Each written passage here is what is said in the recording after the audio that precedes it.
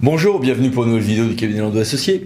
Regardons quand il faut aménager un accès indépendant aux locaux sportifs des écoles, collèges et lycées publics. Alors, la loi du 2 mars 2022, loi importante mais qui ne fut pas très consensuelle, a prévu, entre autres choses, que quand on a des écoles publiques ou un EPLE, collège ou lycée public, et que l'on y a des locaux dédiés aux activités physiques ou sportives, eh bien, dans un certain nombre de conditions que nous allons voir ensemble, il faut pouvoir, pour l'avenir, aménager un accès indépendant à ces locaux, pour qu'en fait on puisse y développer la pratique sportive sans passer par l'école. Voici ce que nous dit le Code de l'éducation pour les communes et les intercommunalités. Et voici ce qui s'applique pour les collèges et les lycées. On est à peu près sur les mêmes formulations. Alors on a une alternative. Première hypothèse, on est en train de la créer, l'école, ou de créer le collège ou le lycée.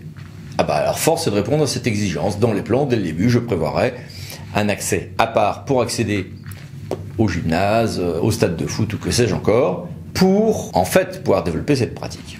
Soit, et c'est souvent le cas, l'école existe déjà. Et dans ces cas-là, ces travaux ne s'imposent que s'ils sont prévus pour d'autres motifs, des travaux importants. On va le faire.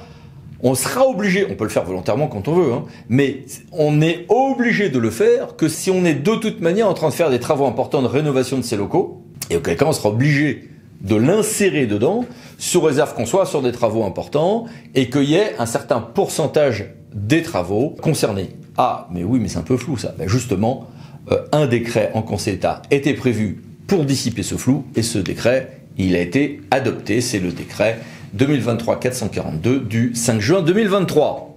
Ce texte entre en vigueur le 1er janvier 2024 et il s'applique pour les travaux dont la décision d'engagement est postérieure à cette date, bien avec, première chose, une définition des travaux. De quels travaux parlons-nous?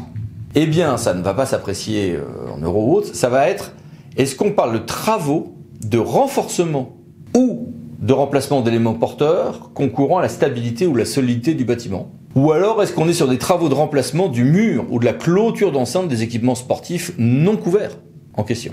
Bon, donc des travaux, effectivement, du lourd ou de l'adapté.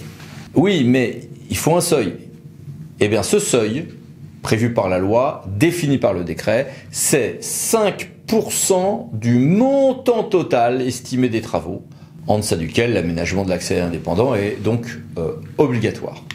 Donc, au total, on a ce schéma qui s'affiche ici, avec le nouvel article du Code de l'éducation, partie réglementaire, que voici par exemple pour les communes, mais on a le même dispositif pour départements et régions.